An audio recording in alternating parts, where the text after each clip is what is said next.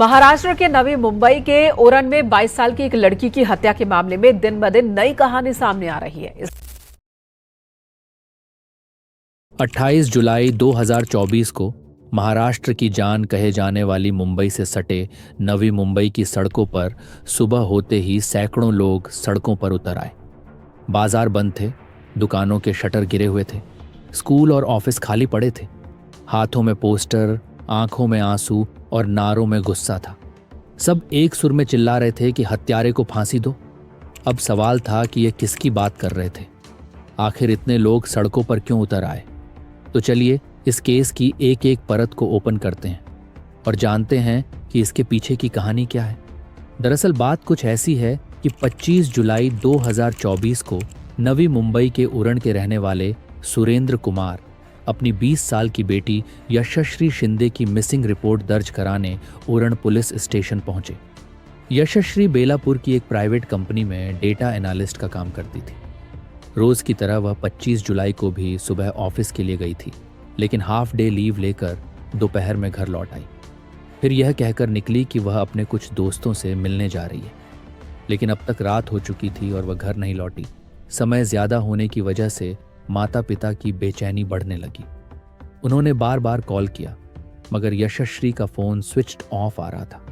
जब दोस्तों से पूछा गया तो पता चला कि उस दिन वे किसी से भी मिली नहीं थी। ये बात माता पिता को और भी चिंता में डाल देती है, क्योंकि ऐसा पहली बार हुआ था कि यशश्री बिना बताए इतनी देर तक गायब थी। पुलिस ने मामला गंभीरता से लेते हुए तुरंत मिसिंग रिपोर्ट दर्ज की और जांच शुरू कर दी, लेकिन 24 घंटे बीत जाने के बाद भी यशश्री का कोई सुराग नहीं मिला। आसपास के सभी पुलिस स्टेशन में इसकी खबर दी जाती है, पर कहीं से कुछ पता नहीं चल रहा था। तभी 26 जुलाई की रात लगभग 2:20 पर पुलिस को एक कॉल आया।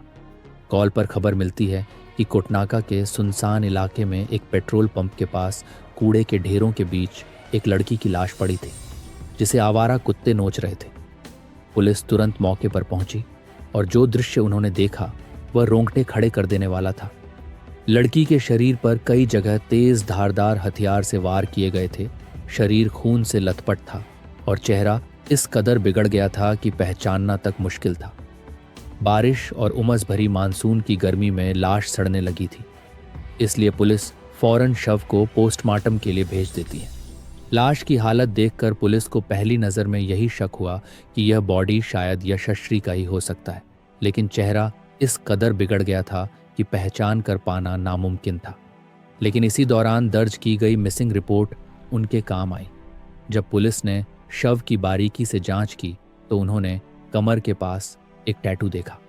ये वही टैटू था जिसके बारे में यशश्री के परिवार ने मिसिंग रिपोर्ट लिखाते समय जानकारी दी थी। इन टैटूज और कपड़ों की पहचान के आधार पर पुलिस उसके माता पिता को हॉस्पिटल बुलाया। टूटे दिल के साथ वे हॉस्पिटल पहुंचे। लाश पर मिले फटे हुए कपड़े और कुछ चीजों ने साफ कर दिया कि वह डेड बॉडी यशश्री का ही था। अब सबसे बड़ा सवाल तो यही था कि आखिर इतने बुरी तरीके से किसने मारा। इस पर इन्वेस्टिगेशन शुरू होती है।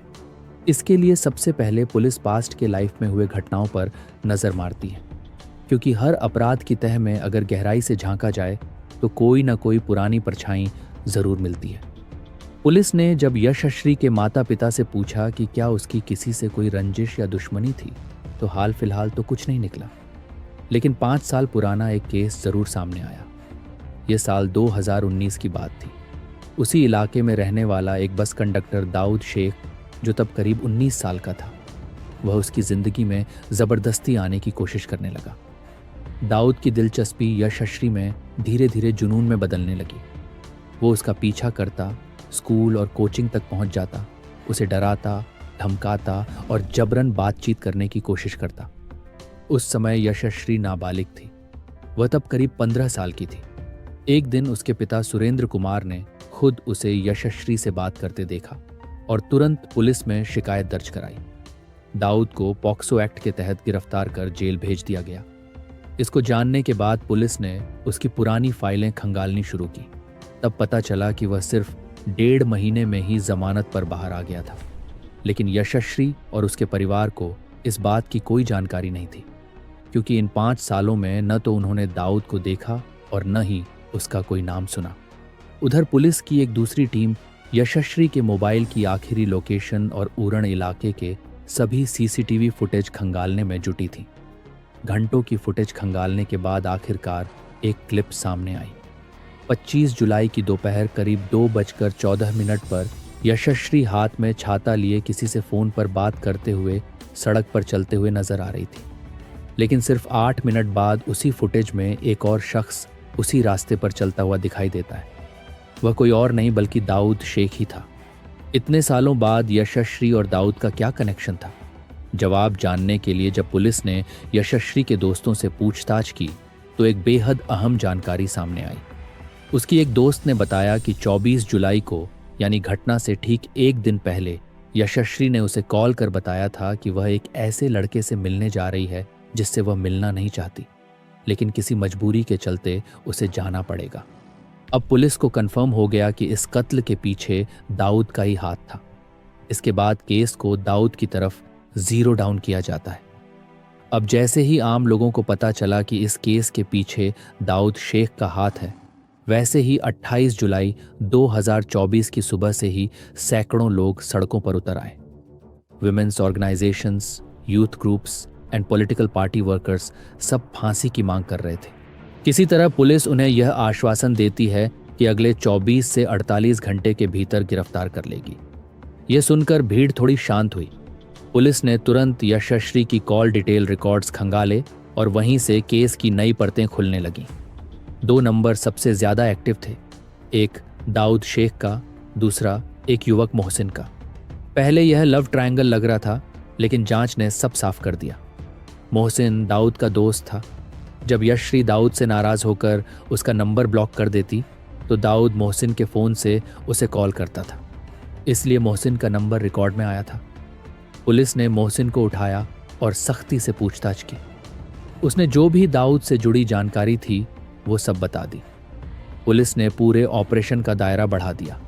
8 अलग अलग टीमें बनाई गईं, जिनमें नवी मुंबई क्राइम ब्रांच और उरण पुलिस के अधिकारी शामिल थे। उन्होंने कर्नाटक पुलिस से भी संपर्क किया क्योंकि दाऊद मूल रूप से गुलबर्गा का रहने वाला था। कुछ टीमें बेंगलुरु रवाना की गईं और कुछ शाहपुर तालुका, जहां उसका गांव था।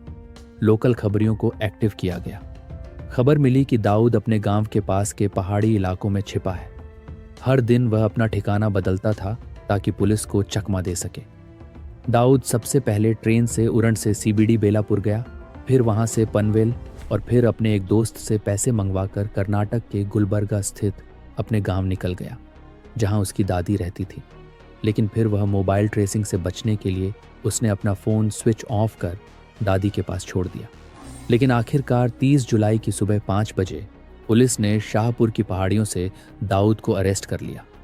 दाऊद शेख की गिरफ्तारी के बाद पुलिस पूछताछ करना शुरू करती है। तब उसने बताया कि 2019 में जब वह पॉक्सो केस में जेल से बाहर आया तो एक सड़क हादसे में एक्सीडेंट हो गया और करीब 45 दिन तक बेड रेस्ट पर रहा। इसके बाद वह नवी मुंबई छोड़कर अपने गांव कर्नाटक के गुलबर्गा चला गया। दाऊद के मुताबिक जेल से बाहर आने के बाद यशस्वी और उससे दोबारा बातचीत शुरू हो गई थी। पुलिस ने जब कॉल रिकॉर्ड खंगाले तो सामने आया कि यशस्वी उससे घंटों बात करती थी। इतना ही नहीं, यशस्वी के सीने पर दाऊद के नाम का टैटू भी मिला, जिसने इस बात को और भी पक्का कर दिया कि दोनों के बीच कुछ न कुछ चल रहा था। दाऊद ने पुलिस को बताया कि वह यशस्वी से शादी करना चाहता था और उसे अपने साथ कर्नाटक ले जाने वाला था, लेकिन यशस्वी इसके लिए कभी तैयार नहीं हुई। 22 जुलाई को वह फिर से उरण आया और 23 और 24 जुलाई को दोनों की मुलाकात हुई। लेकिन जब वह शादी को लेकर दबाव डालना शुरू किया तो वह आगे मिलने से मना कर दी। दाऊद इसको लेकर बहुत गुस्से में था। उसके पास यशस्वी की कुछ प्राइवेट फोटोग्राफ्स थीं, जिनका इस्तेमाल वह उसे ब्लैकमेल करने के लिए कर रहा था। 24 जुलाई की शाम को उसने उन तस्वीरों को फेसबुक पर डालकर कुछ समय बाद डिलीट भी कर दिया। वह उसे मिलने के लिए बुला रहा था, पर यशस्वी अब मिलना नहीं चाहती थी, इसलिए उसे सिर्फ उसे डराने के लिए किया था। इस डर की वजह से यशस्वी 25 जुलाई को मिलने के लिए हाँ कर दी। दाऊद इस मुलाकात के लिए पहले से पूरी तैयारी के साथ आया था। वह कर्नाटक से 2 चाकू लेकर आया था। 25 जुलाई की दोपहर को इनकी मुलाकात होती है, लेकिन वहां दोनों के बीच फिर वही पुराना झगड़ा शुरू हो गया। बहस के बीच गुस्से में उसने यशश्री पर चाकू से बार बार वार करना शुरू कर दिया। पीठ और कमर पर कई घाव किए, जिनमें से कम 3 घाव इतने गहरे थे कि जान वहीं चली गई। हत्या के बाद दाऊद ने यशश्री की लाश को उरण के पास कोटनाका इलाके में रेलवे ट्रैक के पास झाड़ियों में ले गया। ये जगह जुईनगर से लगभग 10 से 15 किलोमीटर दूर थी, एक ऐसी जगह जहां कोई देख भी न सके। उसने बॉडी को झाड़ियों में फेंका और वहां से भाग गया। लेकिन 26 और 27 जुलाई की रात पुलिस को सूचना मिली और वे मौके पर पहुंचे तो इस मौत की कहानी निकल कर आती है। हत्या के बाद दाऊद ने सबूत मिटाने की पूरी कोशिश की। हत्या में इस्तेमाल किया गया चाकू और यशश्री का बैग उसने घटनास्थल से कुछ दूरी पर झाड़ियों में फेंक दिया। ये सब पुलिस को बाद में तब मिले जब दाऊद ने खुद कबूल किया। 31 जुलाई 2024 को दाऊद शेख को पुलिस ने गिरफ्तार किया था, जिसके बाद उसे पनवेल कोर्ट में पेश किया गया, जहां पुलिस ने 7 दिन की कस्टडी की मांग की ताकि हत्या की पूरी गुत्थी सुलझाई जा सके। पुलिस ने कोर्ट को बताया कि इस मामले में दाऊद के खिलाफ आईपीसी 302 हत्या, आईपीसी 364 अपहरण और आईपीसी 506 जान से मारने की धमकी और ब्लैकमेल की धारा जोड़ी गई है। लेकिन यशश्री स्केड्यूल्ड कास्ट से थी, इसलिए एट्रॉसिटीज प्रिवेंशन एक्ट की धाराएं भी केस में जोड़ी गईं। दाऊद फिलहाल जुडिशियल कस्टडी में है, यानी वे अब जेल में बंद है और ट्रायल का इंतजार कर रहा है। जैसे ही यशश्री शिंदे की हत्या की खबर सामने आई, वैसे ही महाराष्ट्र ही नहीं, पूरे देश की मीडिया, अखबारों और टीवी चैनलों ने कवर किया। लेकिन सोशल मीडिया पर मामला जल्द ही गलत दिशा में जाने लगा। कुछ ऑनलाइन यूजर्स बिना किसी वेरिफिकेशन के यह दावा करना शुरू कर दिया कि यशश्री की बॉडी के साथ गलत किया गया। जैसे ही अफवाहें तेज हुईं, Navi Mumbai police press release करती है कि उसके प्राइवेट पार्ट को नुकसान पहुंचाने या शरीर के हिस्से काटे जाने और सिर कुचलने जैसी बातें पूरी तरह गलत हैं। पोस्टमार्टम रिपोर्ट ने साफ किया कि मौत का कारण सिर्फ चाकू के घाव थे और शरीर पर जो बाकी के घाव मृत्यु के बाद जानवरों के हमले की वजह से हुई थी। मीडिया और जनता की नज़रों में यशश्री की हत्या सिर्फ एक क्राइम नहीं थी, ये उस समाज की तस्वीर थी जहां लड़कियां आज भी प्यार को हाँ कहें तो भी डर और ना कहें तो भी खतरे में होती हैं। इसी के साथ ये कहानी यहीं समाप्त होती है।